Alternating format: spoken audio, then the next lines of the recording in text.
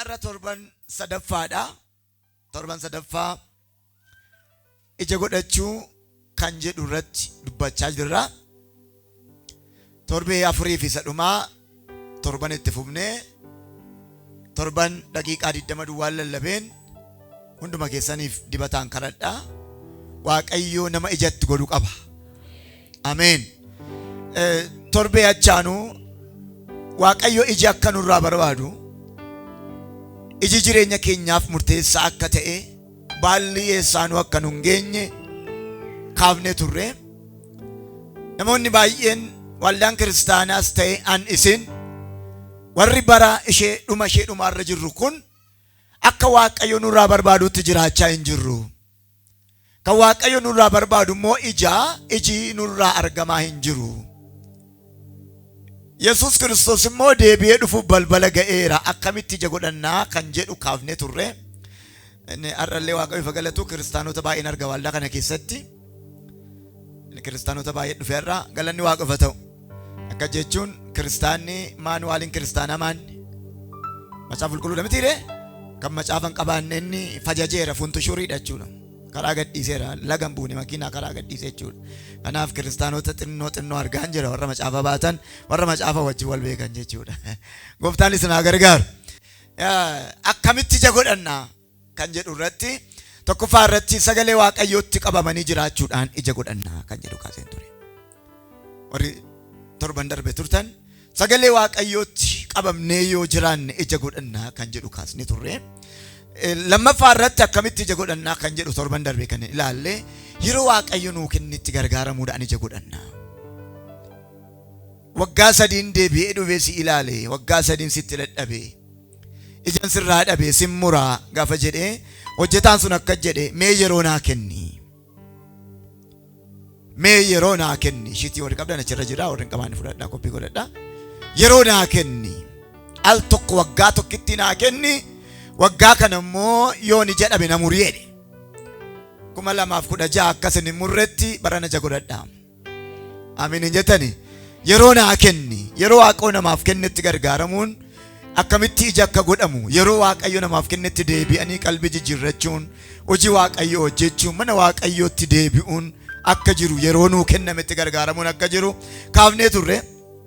Akkasuma Luqaas irratti kan jiru iddoo 2-3tti qoonnee ilaallee turre. Luqaas boqonnaa 13:7-9 irratti waggaa tokko naa kennisa jedhu kan ilaallee turre. Luqaas boqonnaa 20:9 irratti immoo muki wayinii an dhaabee namatti kenna, muka wayinii dhaabeen namatti kennadhee biyya fagoo deemee namichi immoo ija irraa qixxee nyaanna jennaan yeroo hojjetoonni koo dhaqanii ilaalan isaa hin ajjeese. Tokkicha ilma koos argannaan maasicha keessaa gadi baasee ajjeese. Abbaan maasii deebi'een dhufaa akkam ta'u jarri kun kan jedhu yeroo isaaniif kenname sanatti gargaaramuu dadhabuudhaan raajota ajjeesaa akka turan, agalgaa'ota ajjeesaa akka turan kaafne turre. Kana irratti raajichi maal jedhe Isaayyaas boqonnaa 5 irratti 1-5tti egaa eega ija dhabdee dallaan sirraa diiga, iddoo horiin dhidhiittuun si godha, sin salphisaa bokkaan sirraa kutaa, yeroo keetti gargaaramuu hin dandeenye. Isa jedhu kaafne turre. Arragaa sadaffaa iddoo 2tti qoonnee har'aaf torban har'aa akkamitti ija godhachuu dandeenya inni jedhu isheen sadaffaa kuni waan Waaqayyo nu barbaadeef ta'uudhaan ija godhachuu dandeenya. Waan Waaqayyo nu barbaade ta'u, waan Waaqayyo nu barbaade ta'u, iddoo Waaqayyo nu barbaadetti argamu, yaada Waaqayyo nu barbaadeef raawwachuudhaan ija godhachuu dandeenya. Bara amma irra jirru bara keenya kana anumtis ta'e isin akka Waaqayyo nu barbaadutti jiraawoo yoo jenne, akka Waaqayyo nu eegutti jiraawoo yoo jenne deebiin kan abbaati. Isee kana mastaawashaatti qabadhaati suuta dhalaala ishiitii irra jirtu. Maatiyos 21:18-19 irratti muka tokko arge Yesus. Muka tokko argeetti goree nan beela'ee yeroo nama si barbaade kun yeroo ati immoo beela nama baaftuudha wanta ta'eef ija sirra jiru na nyaachisi jedheetti gore. Mee ija sirra jiru na nyaachisi. Yeroon sun yeroo harbuun itti ija godhatu hin taane yoo ta'e iyyuu gooftaan ija qaba jedhee itti gore baalli isaa baay'ee wanta ta'eef garuu mukichi waan Waaqayyo isa barbaadeef sana hin taaneedha. Waaqayyo akkasin hin godhin. Amiin hin jettanii? Waan Waaqayyo isa barbaadeef sana waan hin taaneef gaafa beela'ee itti goree ija irraa dhabu waan tokkitti jedhee biraa deeme bara baraan iji sirraan argamin ittiin jedhe. Nama si baara kanaa qabaati Waaqayyo kanarraa si haa eeguu naa jedhaani. Haleluuyaa. Bara baraan maal hin ta'ini iji sirraan argamini. Arras ta'ee bor waggaa dhufus beela'een sitti gore ija qabdansisee bara baraan hin milkaa'ini ittiin jedhe. Kun abaarsa gadeedha. Luqaas boqonnaa 6 lafa nama dubbisa 43 immoo namni waanuma garaasaa keessa guute dhangalaasaa jedha. Namni waanuma garaasaa keessa guute dhangalaasa. Waanuma garaatti yaade dhangalaasaa. Nama gaariirraa ija gaarii agartu, nama hamaarraa immoo ija hamaa agartu jedha. Mukti gaariin ija gaarii kennaa, mukti hamaan immoo ija hamaa kennaa jedha.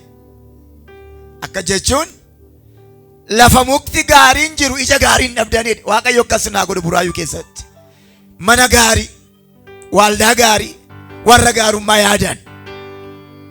Waan nama dhibu Maatewos 12 naa dubbistu isa kana 33-34 irratti Yesuus Kiristoos namaan ijoollee marrataa jedhe. Maal jechuudha? Ijoollee eenyu? Namaan jedhe ijoollee marrataatti jedhe. Namni akkamitti ijoollee marrataa ta'a? Akka seeraa namaatti namatu dhala godhata malee marrataan dhalan godhatu. Yesuus dhalootatti yeroo gaddu isin ilmaan koo miti ilmaan marrataati jedhe. Iji keessanis ija marrataa yookaan firii marrataa. Marrataa jechuun shawwisa boofa sinoofaam. Isa nama ajjeesu, isa nama salphisu, isin akkas jedhe. Naa dubbisme. Dhaggeeffadhaa.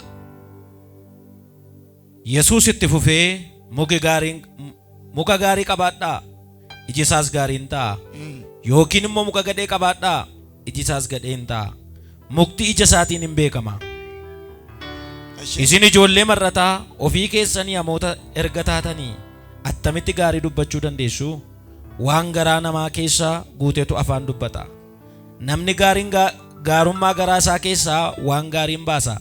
Namni hamaanis hamina garaa isaa keessaa waan hamaa hin baasa. Dubbiin kun abdii nama kuta. Isin ijoollee marrataa yoom gaarii gootu? Gaarii gochuus hin dandeessanii. Nama tokko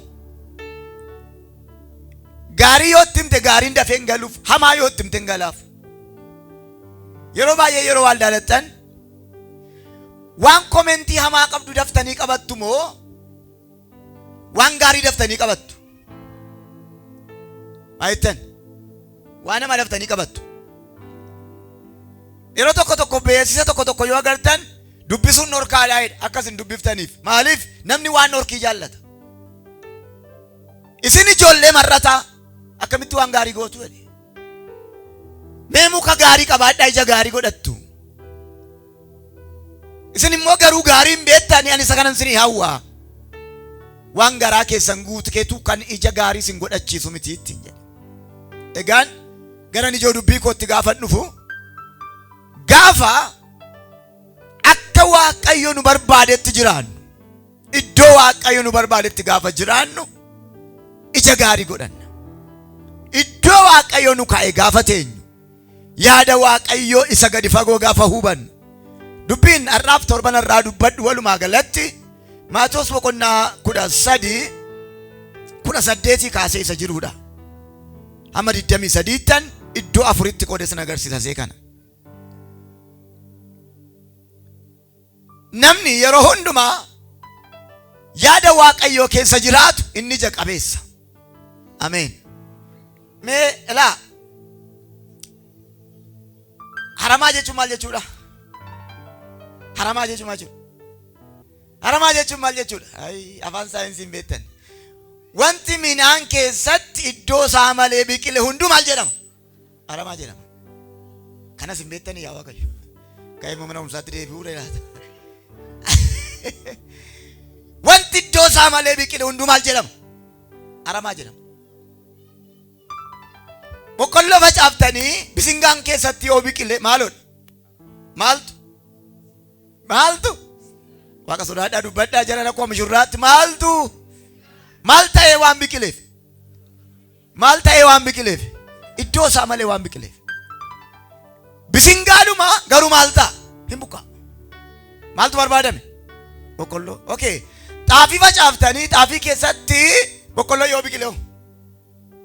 Amma boqqolloon maalodha? Boqqolloo miti amma maalodha malee haramaadha. Kanaafuu maal gootu? Hin buqqiftu. Dhaloota baay'ee Waaqayyo kan inni dafee buqqisaa jiruuf iddoo Waaqayyootti nu barbaade waan hin teenyeef. Fakkeenyaaf anamma erga nama waggaa 35 ta'eera, erga tajaajila qabe waggaa 32.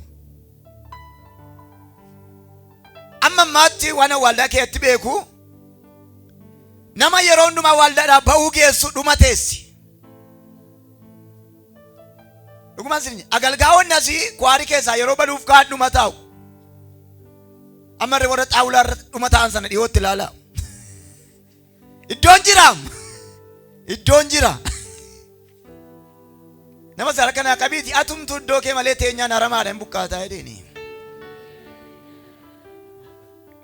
Jaarsa waldaa bashitaan itti galee iddoo isaan ta'u saba gidduu dhaqee ta'a.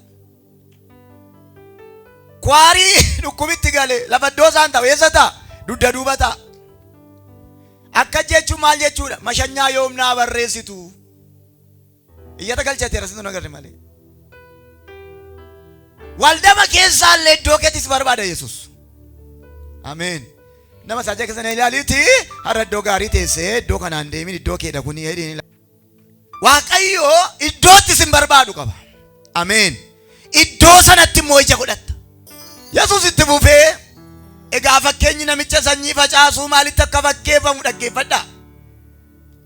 Akkuma sanyiin karaa bukkeetti facaafame ta'e eenyullee dubbii mootummichaa dhaga'ee yoo hubachuudhaa baate inni hamaan dhufee dubbicha garaasaa keessatti facaafame hin butata. Akkuma sanyiin lafa dhagaa keessatti facaafame ta'e akkasuma namni dubbicha dhaga'ee achumaan dubbichaan hin fudhi dubbicha. Akkasuma namni dubbicha dhaga'ee achumaan gammachuudhaan hin fudhata. Inni yeroodhaaf malee hundee hin qabu. Sababii dubbichaatiif rakkinni yookiis ari'atamuu yemmuu ka'u achumaan gufata. Akkuma sanyiin qoraattii keessa bu'e ta'e akkasuma namni dubbicha dhaga'ee kana booddees yaaddoon biyya lafaa goomsaan soorummi dubbichi isa huudhan ijatuun godhatinis achumaan bada. Nama tokkotu ture jira sagaleen kun. Nama tokkotu ture.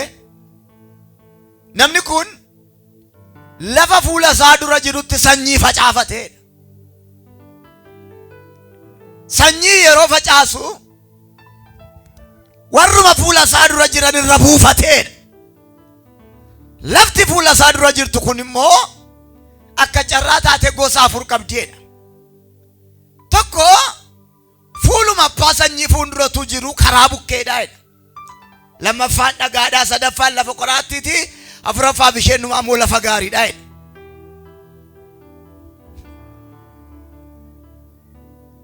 Ishee lafa gaarii torban itti fufna. Lafa fuula isaa dura jiruudha kun waan nama dhibu. Mee sanyii isa jennu kana hiika sanyiitti dhufna. Sanyiin biqilaa hundumarraa adda. Qamadii hunduu sanyiin ta'u, qamadiin sanyii ta'u adda. Waaqayyo warra sanyii dabarfatan sinaa taasisu. Boqqolloo hunduu sanyiin ta'u, boqqolloon sanyii ta'us adda. Midhaan sanyii ta'u adda baasanii kaa'u. Lafa nyaattuun hin nyaanne kaa'u. Mee warri biyyaa dhuftan nan sobaa hundumtu lafa dhufta Waaqayyo beeka. Boqqolloo sanyii ta'u akkamitti kaa'ume? aararratti fannisu. Kun dhuguma biyya keenyaa dhufe. Eessa kaa'u? Lakka wantattii kanaa godhanii aara jala kaa'u. Maaliif? Harka ol naa fuudhime. Bara dhalooti bade dhossee si haa hambifatu. Amiin jedhadhaa. Bara dhaloonni nyaatame. Bara waaldaan salphate. Bara galgaayin salphate. Bara xinnaa guddaan miidhame dhoksee nu haa hambifatu. Nama sibiraaja keessa na ilaalitti haafii jiraadhu siin jedha Waaqayyoon. Ati hin cabdu sanyiidha siin jedha Waaqayyoon. Nyaannu sanyii jedha faarfataan tokko.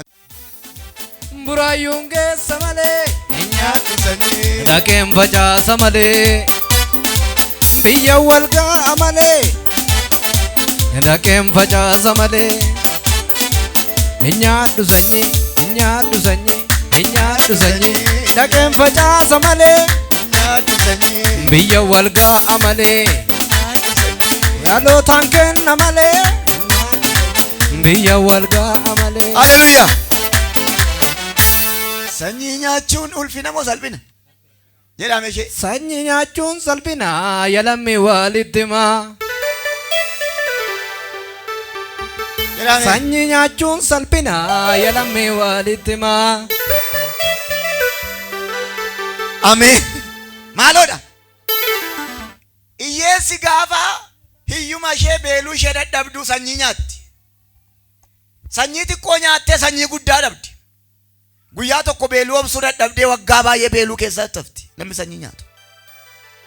Kanaaf sanyii adda baasanii kaa'u. Achi naa jedheera mucaan gabaree tokko.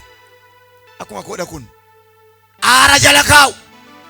Daana'oo irraa dhowwu. Hantuuta irraa dhowwu. Waaqayyo nyaattuu sirraa haa dhowwu. Mana isaa keessa keewwatee nyaattuu sirraa haa dhowwu. Nama isaa harka naa qabiitiin maal Waaqayyo nyaattuu sirraa hariiroo deemu. Yeroo ji'i arfaasaa dhufu, ji'i arfaasaa gaafa dhufu, fakkeenyaaf puul kalaandar Israa'elootaati dhangaa qabeenyaa irratti chaaptarii 3ffaa kitaaba amma simbira ga'u irra jira. Arfaasaan gaafa deebi'u warri sanyii qaban hin gammadu. Warri sanyii manaan qabaanne liqii deemti. Sanyii waan qabuuf gabareen tokko lafa isaa sirreeffata. Maali jennaan abdiitu jira. Waaqayyo waaqa irra taa'ee yoo nasi ilaalee akka jedhaa jira.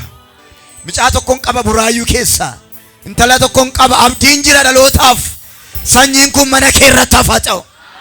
Akkasitti kaa'u sanyii nyaattu irraa dhowwanii. Waan nama dhibu. Bara dhufu keessaa yookaan yeroo arganne itti fufna leenji tokko jira. Jireenya hafuuraa kan jirtu. Waaqayyo hunduma keessaniif kennaa kenneera, kennaa hafuuraa. Hafuurri dibatee ayyaanni Waaqayyo si keessa jiru yoo hojjette hin guddata, yoo hojjettu baatte immoo hin gogu, ofumaa goga. Hafuurri Waaqayyo yeroo galu iyyisiisaa galaa, sirbisiisaa, jechisiisaa galaa, gaafa keessaa ba'u sagalee hin qabu. Seexanni immoo hattuudha, gaafa dhufu sagalee hin qabu, gaafa ba'u iyya. Hafuurri qulqulluun gaafa itti galu iyyisiisaa. Seexanni immoo gaafa ba'u iyya hattuudha wanta ta'eef. Amma baay'ee keessan hafuurri qulqulluun sagalee dhageessee waan nama keessaa hin baaneef sin keessaa ba'eef jiraasaa Waaqayyo beeku. Nama sibiraaja keessa na ilaali dibatii keessuun si keessa jira moo hin ba'ee dhini. Sababiin isaa yeroo ba'u sagalee hin qabu dhini. Seexanni yeroo baatu moo yeroo itti galtu iyyiti. Isheen biyya keessanii akkam? Maayittan. Mee waan tokkoon gaaffii sin gaafadha. Seexana nama argee beeku jira. Mee nama seexana argee beeku. Agartanii tokko ishee. Seexanni maal fakkaatti? Qottaame seexanatu iyyee gaafa jettan. Eewudumatu iyye. Kan isin qabdan harka eenyuuti? Kan isin iyyi jettan eenyuudha? Kan afaan baduu jedhu eenyuudha? Isinumatu seexanaam. Isinumatu iyyasiim. Maali jennaan sinitti galte. Osaa namichi nyaachuu danda'a, dhuguu danda'a, bulchiisa eenyu jala jiram. Nan ajjeesa kan jedhu eenyudha? Namittitti kan ajjeesu seexanni akkas. Hattuu wanta taateef immoo gaafa qabda hin iyyiti. Seexana yeroo isheen baatu malee yeroo isheen galtu nagartan. jireenya hafuuraatti gaafa deebitan hafuurri isin keessaa du'aaf jira hojiirra jiraaf isin keessaa ba'e isintu beeka. Gaafa garuu ija godhachuutti deebitan hafuuruma keessantu isin jijjiiruu jalqaba. Ameen. Warra nyaattu irraa hafan taatu. Waan hafuura nyaatu waan hafuura nyaatu. Mee nama simbiraa waan hafuura nyaatu maal natti hin tarin meeti. Waan hafuura kee miidhu maal beektanii atti mimeen himeen. Torban irraa akkuma dubbadhee dhugaa Waaqayyooti. Sagaleen sun YouTube irra jira. Oo xinnaate nama 8 bilbileenaa harrabse Waaqayyo isaan eebbisu. Warri dhuddan du'a isheen jettu sun nama baay'ee ajjeefte. Har'as irra deebi'een jedha warri dhuddan du'a maqaa Yesuus. Atti naa cimsi burqa. Nama 8 bilbileenaa harrabse. Aduwani warri dhugan. Sagalee Waaqoo jedha mitiire. Namni du'atti dhiyaate maal ta'u? Aduu godha mitiire. Karaa keessa na raawwatamu warri dhuddan dubbiin kun. Amiin jedha. Sarattu har'a balbalatti naa cufa har'a waliin ni himnu. Galanni Waaqayyoo. Mee harka ol fuudhaatti farramaa dhudduun nu keessa aduutu namni jettan. Ammi kun isini waan guyyaa ta'e miti. Halkan malee dhuddan isin. Waan daana'oo ta'ee dibata keenyaatu Waaqayyo sirraa haa rukutu. Amiin hin jettanii isin. Harka qabi nama sibiraatti naa himi. Waanuma daana'oo ta'ee sanyii keenyaatu hedhiin.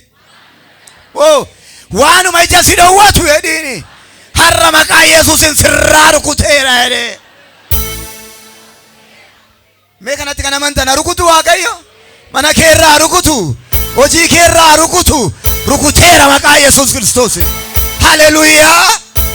Warra akka baaqilaa atarii akkamitti kaawwan ta'e. Qoricha jira. Miti jedhan qoricha maali jedhama? Harka ol naa fuudhe. Akka daana'oon si nyaanna hafuura qulqulluu sitti dhangalaaseera. Amiin hin jettanii isin. Mee ani nyaatamu jedhaa iyyaate. Qoricha bitaniitu waan ta'e itti nequ. Hin akaa'amu. Dhalli ijoolleen hin nyaattu. Maal qaba? Iyyi mee an qoricha hin qaban nyaatamu jedhee. Dabali ani qoricha hin qaban nyaatamu jedhee. Harka ol fuudhaa sagaleen natti dhufaa jira. Akka ati nyaatamneef abidda hafuura qulqulluu si haa eegu. Akka ati nyaatamneef ayyaanichi si haa eegu. Yoo ijoolleen beelofteellee baaqilaa sana kaa'achuu dhatte ijoollee maal qaba? Maaliif? Daana'oota akka ittiin buune maalitti goone? Biqilaan kun sanyiidha malee maal hin ta'u? Qorichaan sukkuumamee kaa'ame. Waaqayyo qorichaan sukkuume dhoksee si haa keewwatu. Yeroo biqilaa sakaan daana'oon nyaattu yeroo sakana daana'oon akka gootu inni haphee hin faarfata haphee maal jennaan an qorichaan qabadha. Maan ayyaana narra jira. Waan dhoksee jira. Nama akkasii si haa godhu Waaqayyo barana. Yeroo inni sun salphatee gadi ba'u yeroo inni kun cabee gadi ba'u ati immoo faarfataa deemte maal abbaati kan eegaara na. Warra oolan sinaa taasisu sanyiin akkasitti keewwama. Ameen. Egaa dhaggeeffadhaa. Sanyii akkasitti keewwamu kana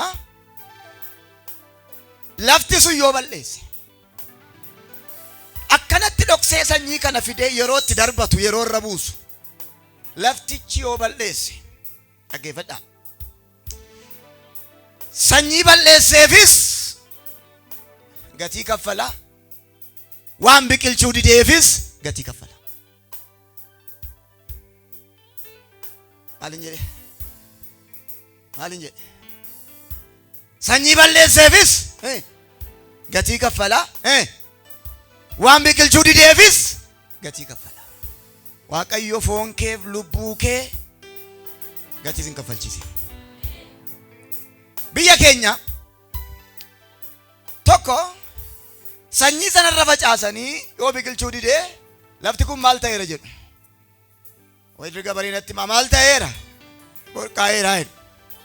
So maal ta'utu irra jiraata? Bajjii baasu, gatuu, irraanfachuu, horii irra dheessisu. Akkasin godhi Waaqayyo. Ameen. Nama saara kanaa qabiti Waaqayyo bajjii godhee gad sin dhiisin jedhinila.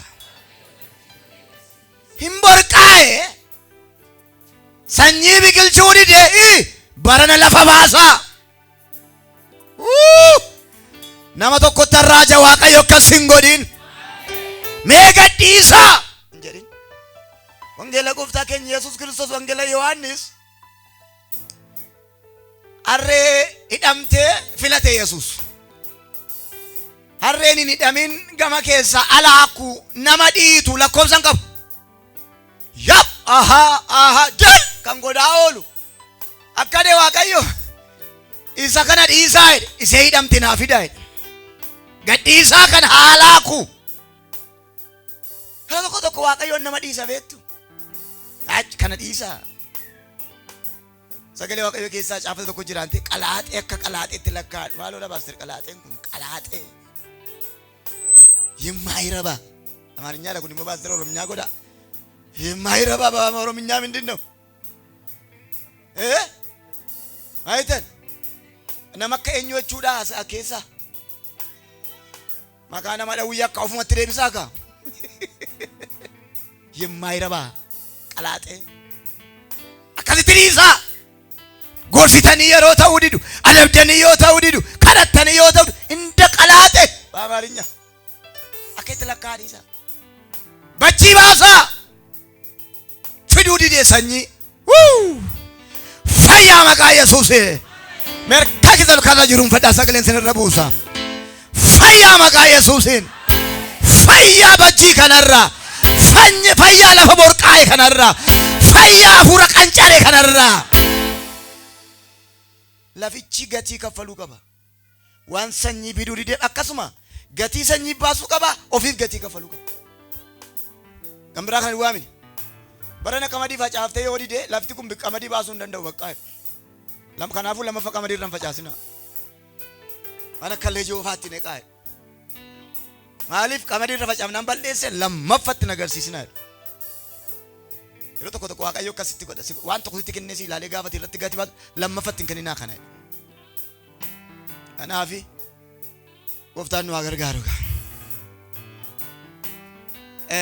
ሰኚ ቶክቺ ጋፈ ጀጎዳቲ ገረ ገዲቲ ትዱፍና ኢጃ ሶዶማ ጃታማ ዲባ ጎዳቲ ሰኚ ሜቅ ቶክቺ ፍሬ ቶክቺ ቶኮ በለይተ ዮተ ገቴቲ ባፍቱ ከናን ረገሜቲ አሎታ ሜቅ ከጀፍተቹ ሰኚን ፈጫዬ ቶክቺ ኢጃ ሶዶማ ጃታማ ዲባ ጎዳቲ ገተ ሰኚያቲ በለይተስ ቶክቺ ከናን ከሰሰምተ ፉልድራ ዋቀዮቲ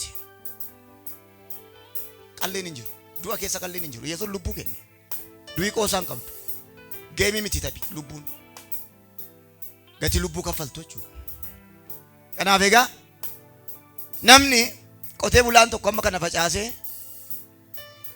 ኢትቃና ኢትአር እርገተ ዋቀዮን ኑር ፈጫሴ ሙሐመም አከኑት ገድ ሜ ሰኒ ሸጀል ቀበ ደርበተምቴ ኩምቡራዩ ተይናላት ከራቡኬ ቡቴ ከራቡኬ ቡቴ ከራ ሜ ኤርሚያስ ዲደሚ ለማ ዲደሚ ሰገል ኤርሚያስ ዲደሚ ለማ ዲደሚ ሰገል ወረሽቲ ራቀብዳን ኢታኔስ ለኮብሰ ጅር ማል ጀቹ ለሽን ወረሽቲ ራቀብዳን ዱዋ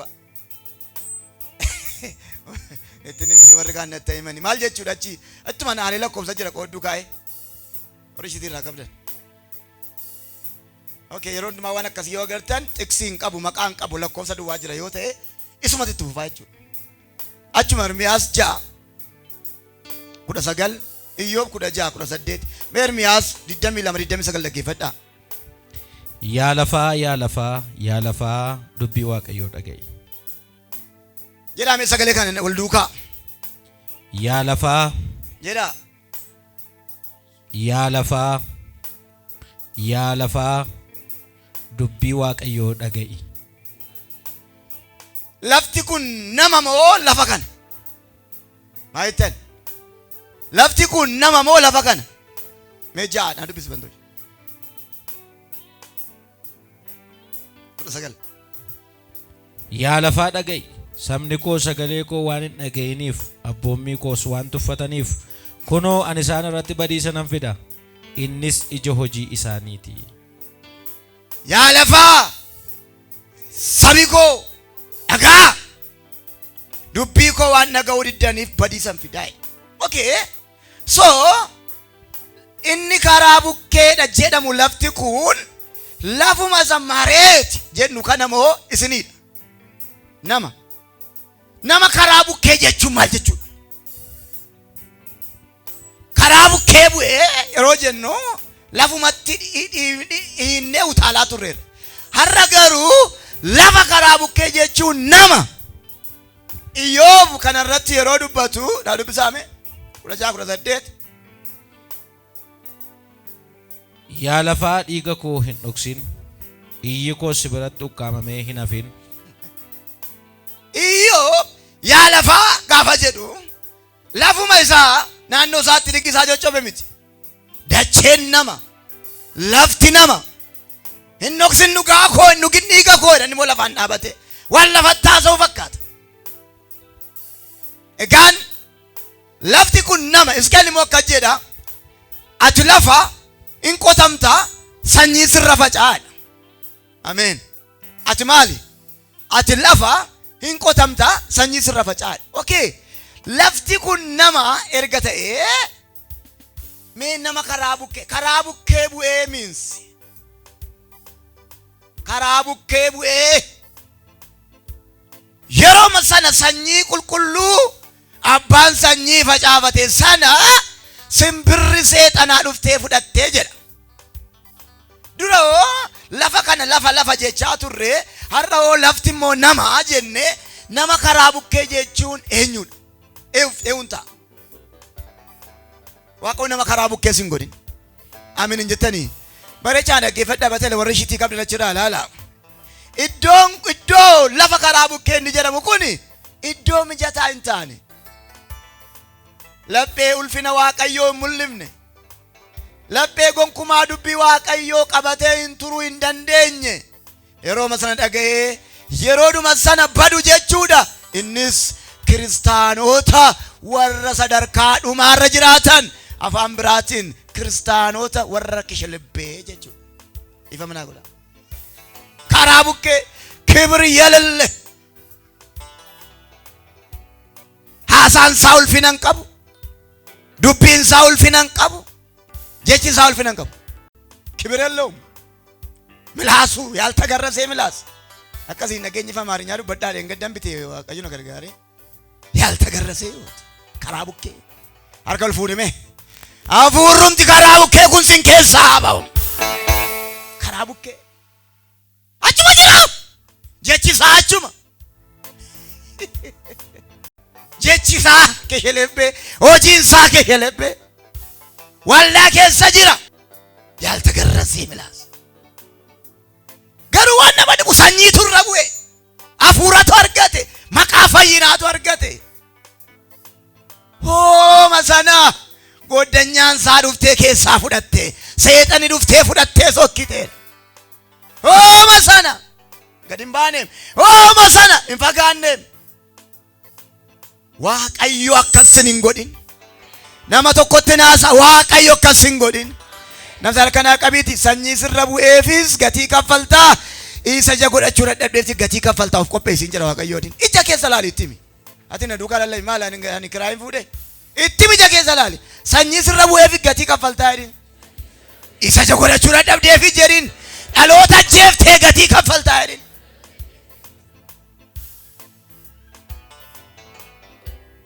Doktorri Hakiimiin nama yaalu tokko iddoo malee nama waraane yoo nama ajjeese hin hidhamoo inni isa. Warri ogeessa yaalanatti ma hin hidhamamoo inni isa. Warri poolisii natti maan jedhe hin hidhamu waan nama ajjeeseef. Foon ajjeesee foonni isaa mana hidhaa gala. Isin immoo lubbuu ajjeesaa jirtu foon miti. Kan foon ajjeese fooniin akkuma adabamu kan lubbuu ajjeese lubbuun adabama. Amma toosii baane mana qara mul'aatti isin hin arguan. Warra mana qara mul'aa ooltan harraba bartu moo wangeela bartu? Harrabidhaan nan qaban. Asuma dhufee immoo isaan faarfata. Dibbinni baltalaatee hirri barri yagaashee. Ituma dibbinni jettu shaakalaa jirta dibbin jettati shaakalte hoo. Duri koo yeroo nama hawwaalani የተከበሩ አገሌ አማሞ የተከበሩ አገሌ ለማስብ ላይ ገሰና ያላሪት ያከም ከራራ ገልተሞ ከራቡ ከጅርታ አይዲሜቲ አይተን ወሪ ባሩም ሲኩን ስሪ ታይ በረና ነሚጀ ጎለቱ ጅራ ዋቀዮ ጀስራ ነቢን ዱፌ ጀስራ ነቢን ኢኑፋ ኢየሱስ እጀስራ ነቢን ከራቡ ከቡ ረዶኮ ዶኮ ፊጣ ኮታ አቹመትን ለመፋ አጋረቡ እጀዳ ጅራታ ደ ኢየሱስ አርኮልና ፉዲ ማሎ ለጴ አከዳጋ ከነሲፈ ጅጅሩ ኢየሱስ አጋረቡ አጋ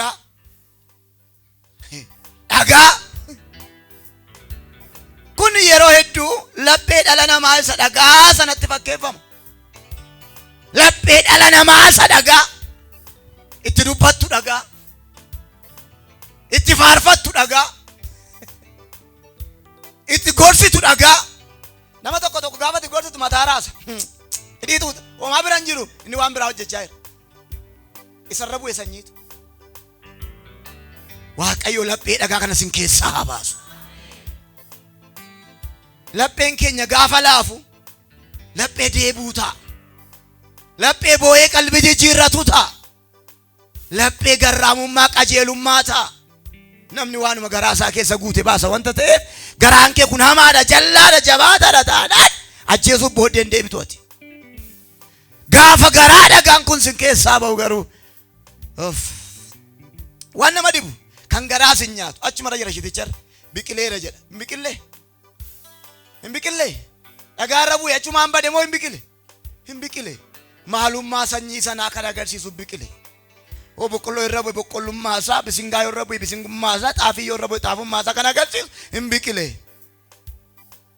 biqile lapheen hin jijjiiramne hin biqile lapheen isaa dhagaadha hin biqile yoo na biqiluu isaa namni hin gammanne jira laata biqiluu isaa waaqayyo waan gammade fakkaata sababiin isaa ilma koo sabadeetu galee jedhee gammade abbaan hin biqile warri gamasii walitti bilbilan warri gamanaa walitti bilbilan waa nuu biqileera jallutti bilbilan gindabaleetti bilbilan wallaggatti bilbilan ambootti bilbilan hin biqile micaan keenya hin ka'e galateeffadhaa hin biqile hin faarfate hin lallabe hin raaje waldaa dhaqee galateeffadhaa hunduu walii gammadee utuu hin fixin kwaa hin goge በኢየሱስ ክርስቶስ ባርኮልና fuudhe wanti dafee si gogsuun manaa ba'e kun ofii haa gogu jiruun fadhaamee nama tokko irraa waa abaara wanti karaatti si gogsuun manaa ba'e kun ofii haa gogu jedheera ofii haa gogu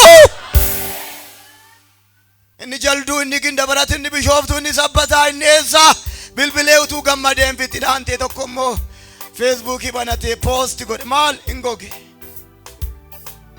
maal ta'e hin goge faarfatee fite lakki hin goge lallabee fite lakki hin goge maaltu ta'e hinuma goge mana dhugaatiitii dhufee dhugaatii isaatti mana hannaatii dhufee hanna isaatti mana ajjeesuutti dhufee ajjeesuu isaatti achuma deebi'e hin goge abbaan sanyii isaa antee harka rukutatee gad hin goge dhalli koo hin goge sanyiin koo yesus nu maari harka ichi ol fuudhaame ameen sagalee guddaan iyyaatu yaa yesus nu maari dhaame nu maari nu taraarami abeen keenya goge hafuurri qulqulluun foonni dadarbatee waan buusuufi yaa waaqayyo gooftaan ranii kaanii daandii koo jallatee jireenyi lafarraa tokkumaa si'a lama hin jiru jabeessi nu dhaabii yaa gooftaa utuu aduun jiru qalbii jijjiirrachuun hin jiru daandii koo jallatee dhaqeen sirreeffadhaan hin jiru jireenyi lafarraa tokkumaa si'a lama hin jiru Jabeessinu dhaabiya gooftaa. Innachi bilbil hin goge. Biqileen turre biqileera. Faarfataan turre maal iddoo aasaarran turre hin gadda footoo poostii godhaa ture hin goge. Argal naa fuudhi sagaleen natti dhufe. Naman argaa jira Waaqayyo kanarraa si haa hambifatu. Iyyaa samiin jedhadhaa kaa. Namuma yeroo malee goguuf jedhuun argaa jira kanarraa si haa hambifatu. As keessa kan jiran hunduu akkasin ooltan hawwii kooti hafaa jiraadha. Iyyaa time yaa Waaqayyo jedha. Dhaloota gogaa jiru keessaa na hambifadhodha. Innachiin bilbila innasiin bilbila maal ta'e hin goge. Hin goge. Hin tollige. Hin badi. Gammadiniituun fitiin gaddatti gadi ta'an. Fuudha biyya buraayuu ta'e. Fuudheeratu jedhanii ji'a saditti immoo hariyeeraa dhageessu. Fuudheera jettu torban saditti immoo baaseeraa dhageessu. Waaqayyo mootummaa isaa keessaa akkas hin godhin. Rakkoon sanyii kanaa inni guddaan hiddaaf hundee hin qabudha. Guyyaa lola lafa onaa seexanni Yesuus Kiristoosii fi tiksii lallabde. Faarsaa 91 lakkoofsa 11 irra isa jiru seexanni Maatiyos boqonnaa 4 irratti Yesuusiif lallabde. Seexanas si caalee jechuudha.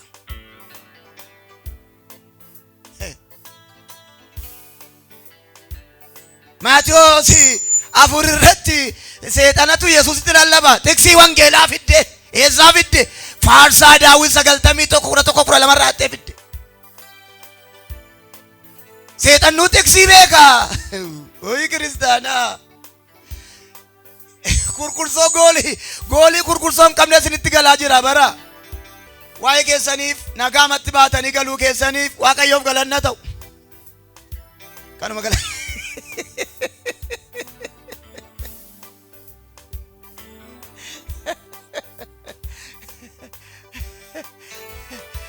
Mina basuraatiin inuma qaanofne hedhiimmeeti. Alallee paastariin nu qaaleessa hedhiin himee Yesuus immoo tu dhufe akkam nu godhaa hedhiin. Birrii baankiidhaa qabda inni lakkoofsa ishee wal dhaaltan. Yoo saantimii 5 baate hunarraa ba'e jettu tiksii wangeelaa akkamitti wal dhaaltu. Wanti shuurii taatan. Isa kana dhagaarra bu'e hiddan qabu hidda godhadhaa. Nama si biraatti kaballaa waddi hidda godhadhu maqaa Yesuus Kiristoos hin jedhamu. Isa si dhaabaa yeroo qilleensi dhufu hodhin. Isa si dhaabaa yeroo dubbiin ka'u jedhin ilaa. Hidda godhadhu dhaabadhu jedhin. Amanaa dubbii Waaqaa hin beekne. Agalgaa'ota dubbii Waaqaa hin beekne isin hin taasisin Waaqayyo. Amiin jedhaa maaloo. Nama si biraatiin mee dubbii Waaqa dubbisiin fayyitaa jedhin meeti laa. Hidda godhattaa jedhin meeti. Hundee godhattaa jedhin meeti. Dubbisii jedhin. Harka ol fuudhaa. Nan jedha. Innumti si keessatti dubbii Waaqayyo maseense kun si keessaa dhangala'u.